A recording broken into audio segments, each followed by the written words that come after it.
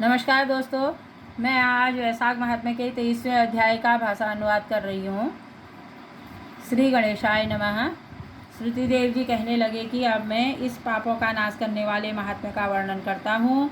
माघ मास की शुक्ल पक्ष की तीज, जिसको अक्षय तृतीया कहते हैं, इस दिन सूर्योदय के प्रथम प्रहर में जो स्नान करते हैं वह अवश्य विष्णु लोक को जाते हैं। जो देवता, ऋषि और पितरों का तर्पण करते हैं उसे सब देवता शास्त्र पढ़ लिए तथा यज्ञ कर लिए तथा जो श्राद्ध कर लिए, जो इस दिन भगवान का पूजन कर कथा सुनते हैं वे मुक्ति को प्राप्त हो जाते हैं। जो दान करते हैं वे अक्षय फल पाते हैं।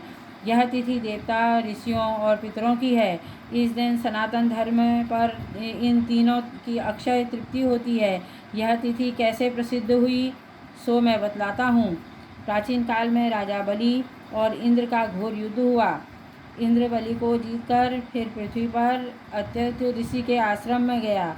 वहां जाकर उसकी मंदगामिनी गर्भिणी पत्नी को देखकर उसकी कमर में सुवर्ण सूत्र में बंधी हुई किंकड़ी शोभा दे रही थी।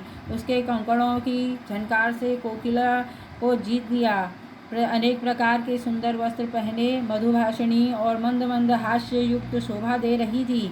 उसके कुंभ सदृश कुछ खिले हुए और कमल के समान मुख, नील कमल के समान नेत्र शोभा दे रहे थे। केतकी के उदर में समान पीत और मनोहर कपोल वाली परिश्रम से श्वास लेती हुई पर्णकुटी की तरह मुंह करके पलंग पर सोई हुई थी। उसको इस प्रकार सोते हुए देखकर इंद्र काम के वशीभूत होकर बलपूर्वक उसके साथ भोग करने लगा। तब गर्भस्थ बालक को अपने पैरों से योनि मार्ग को ढकेल दिया। इससे इंद्र का वीर्य पृथ्वी पर गिर गया। इस पर इंद्र ने क्रोधित होकर शिशु को श्राप दिया कि तू इस कर्म के कारण करने के कारण जन्मांध हो। तब जयंत के समान हुआ। ऋषि के श्राप से डर कर इंद्र वहाँ से भाग गया।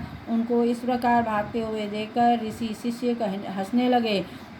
तब वह लज्जा के मारे मेरु पर्वत के मंदारा में जाकर छुप गया और वहाँ बैठकर तप करने लगा। तब इंद्र कंदरा में छुप गया और राजा बलि अपने गुप्तचरों द्वारा वो सब बातें जानकर स्वर्ग तथा पर आक्रमण करके अमरावतीपुरी को घेर लिया और देवताओं तथा दिक्पालों की सब विभूतियों को अपने अधिकार में ले लिया तथा देवताओं का सब राज्य भोगने लगे।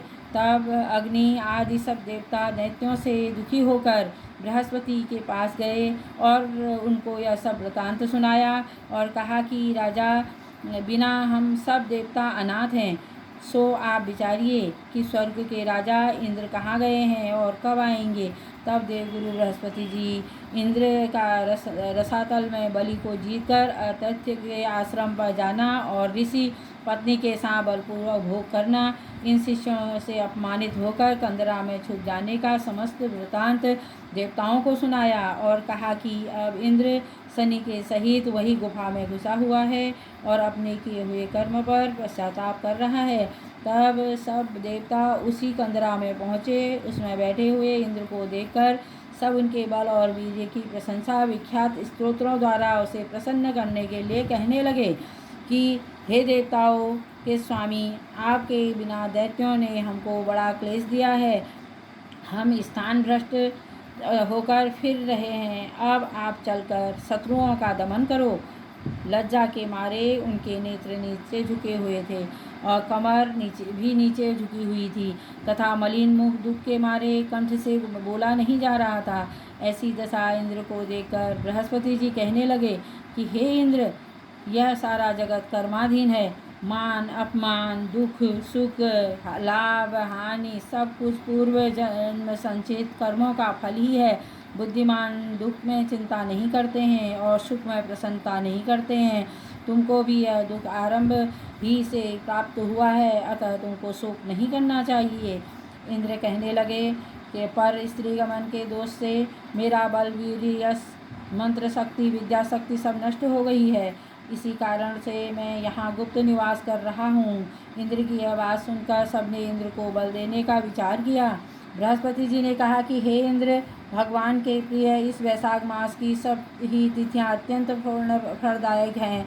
अतः अक्षय तृतीया को स्नान दान आदि से मनुष्यों के हजारों पाप नष्ट हो जाते हैं और बल वीर्य और ऐश्वर्य बढ़ता है। इससे तुम इस दिन स्नान आदि करो।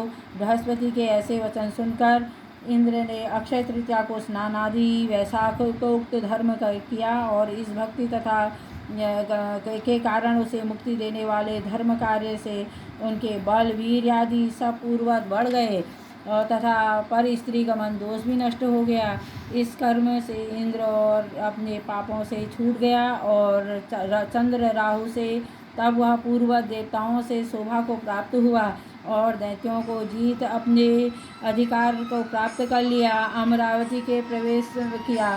देवता भी पूर्ववत यज्ञ में भाग लेने लगे। तभी से यह अक्षय तृतीया जगत में विख्यात है। तो तब से अक्षय तृतीया दुनिया में विख्यात है। तभी से देवता मनुष्य ऋषिगण आपको संतोष देने वाली हैं, सब कर्मों को काटने वाली हैं, अत्यंत पूर्णतम तथा भक्ति और मुक्ति को देने वाली हैं। इस वैशाख महात्मा का 23वां अध्याय तत्सत।